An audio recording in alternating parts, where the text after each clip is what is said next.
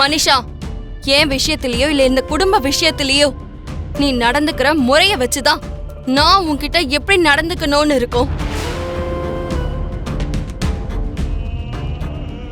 நீ ஓவரா ஆட்டம் போட்டனா வாழை ஒட்ட நறுக்கி உட்கார வைக்க வேண்டியதா இருக்கும்.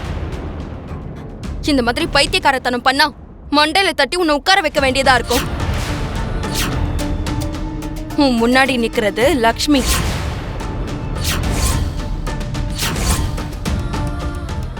அத மறந்துடாத.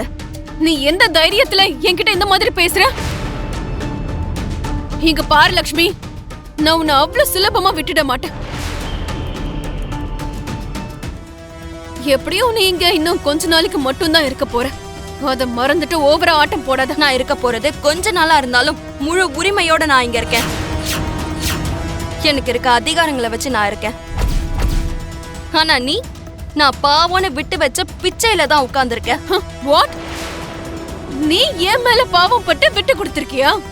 ஆமா, நான் மனசு வச்சா இப்ப உடனடியா உன்னை வெளியில துரத்தி கேட்டுக்கு அந்த பக்கத்துல உன்னை நிக்க வைக்க முடியும். என்ன சந்தனா இது? ஏன் அழுதுட்டு இருக்க? என்ன ஆச்சு? ஒண்ணும் இல்ல அண்ணி. உனக்கு கல்யாணம் ஃபிக்ஸ் ஆனதுல இருந்து பாத்துட்டு இருக்கேன். உன்கிட்ட நிறைய மாற்றம் தெரியுது. உனக்குள்ள நீயே ஏதோ யோசிச்சுட்டு இருக்க. எதையோ நினைச்சு உனக்குள்ளே நீ பயப்படுற. மனசுக்குள்ள மறைச்சு வச்சுக்கிட்டே இருந்தா அதோட பாரம் அதிகமாயிட்டே தான் போகும். ஒரு வாட்டி வெளிப்படையா பேசி பாரு. உன் மனசுக்கு ரொம்ப லேசா இருக்கும். ப்ளீஸ் வேண்டாம் அண்ணி, என்கிட்ட எதுவும் கேட்காதீங்க.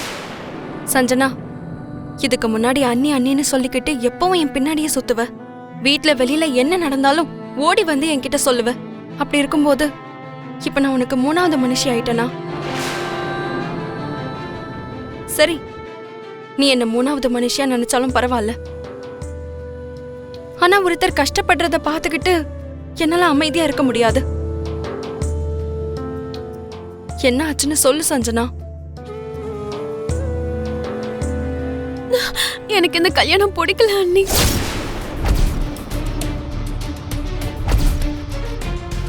அவனுக்கு பிடிச்ச மாதிரி இல்லன்னா என்ன ஏத்துக்க மாட்டேன்னு அவ்வளவு தெனாவட்டா சொல்றான். அதெல்லாம் கூட எனக்கு பிரச்சனை இல்ல. ஆனா கல்யாணத்துக்கு அப்புறம் உன்னை படிக்கல அனுப்ப முடியாதுன்னு சொல்றான்.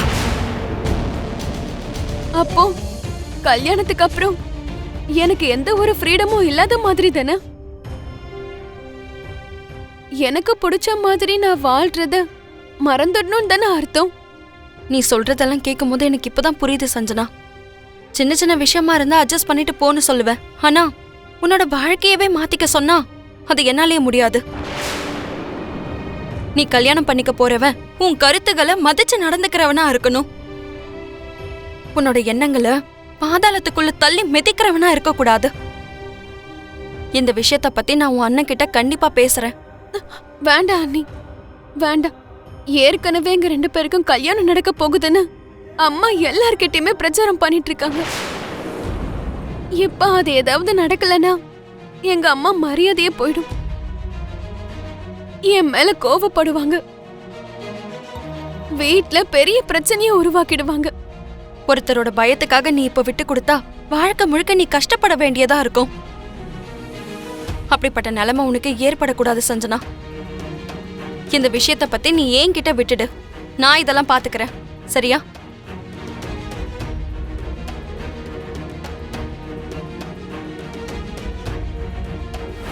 என்ன சொன்ன? என் பொண்ணுக்கு இந்த கல்யாணத்துல விருப்பம் இல்லையா? அவளுக்கும் சந்தோஷ்கோ கருத்துக்களோ எண்ணங்களோ ஒத்து போகலையா? முதல்ல இத உனக்கு யார் சொன்னது?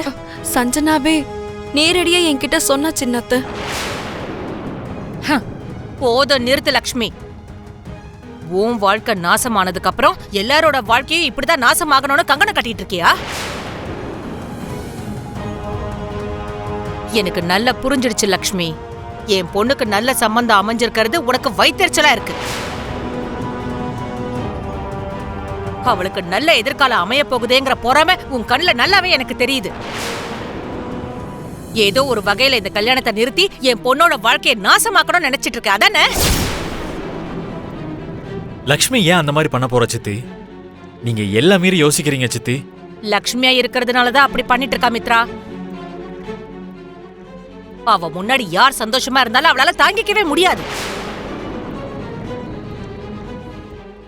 அடுத்தவங்க சிரிச்சுக்கிட்டு இருந்தா அவங்கள அழ வைக்கிறதுக்கு முதல் ஆளா நிப்பா. இப்படிப்பட்ட ஒருத்தி சொல்றத நீ நம்பிட்டு இருக்கியா? அப்படி இல்ல சித்தி. இல்ல மித்ரா, உனக்கு லக்ஷ்மிய பத்தி முழுசா தெரியாது. சரி, உங்களுக்கு என்ன பத்தி முழுசா தெரியுமா? இங்க பாருங்க சின்னத்த, உங்களுக்கு என்ன பத்தி முழுசா தெரியாது. இப்போ உடனடியே நீங்க என்ன பத்தி முழுசா தெரிஞ்சுக்க வேண்டிய அவசியமும் இல்ல. குறைஞ்சபட்சம் உங்க பொண்ணுக்கு என்ன வேணும், அவ மனசுல என்ன இருக்கு, இது எல்லாத்தையும் தெரிஞ்சுக்கிட்டு அதை பண்றதுக்கு முயற்சி பண்ணுங்க. அவளுக்கு என்ன பிடிக்கும், எது பிடிக்காதுன்னு தெரிஞ்சுக்கிட்டா இந்த கல்யாணத்தை பண்ணலாமா வேண்டாமான்னு நீங்களே முடிவு பண்ணுவீங்க. போத நிறுத்து லக்ஷ்மி. இந்த கல்யாணத்தை எப்படியாவது நிறுத்தணும்னு நீ முடிவு பண்ணிட்டேன்னு எனக்கு தெரியுது. உன்கிட்ட வாக்குவாதம் பண்றது வேஸ்ட். இந்த விஷயத்த அரவிந்த் அக்கா கிட்டே நான் கன்சல்ட் பண்ணிக்கிறேன். அரவிந்த் அக்கா, சின்னத்த சித்தி, அரவிந்த் அக்கா, சித்தி, நில்லுங்க. இந்த கல்யாணத்துல எனக்கு விருப்பம் இருக்கு.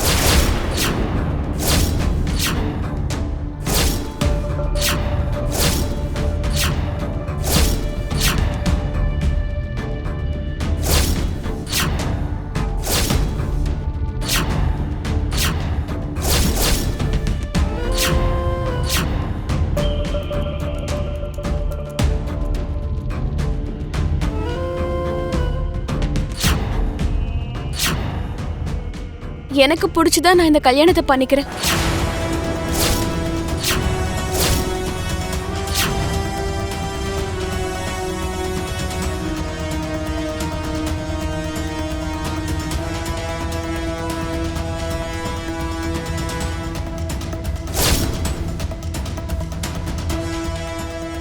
பாத்தீங்களாக்கா, இதுதான் லக்ஷ்மி செய்யற வேலை.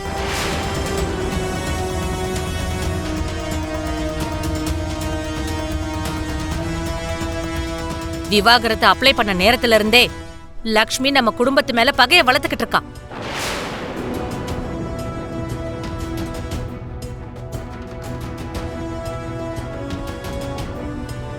தன்னோட பிடிவாதத்தால இந்த குடும்பத்தையே பாதாளத்துல தள்ளிவிட பாக்குறா இந்த லக்ஷ்மி.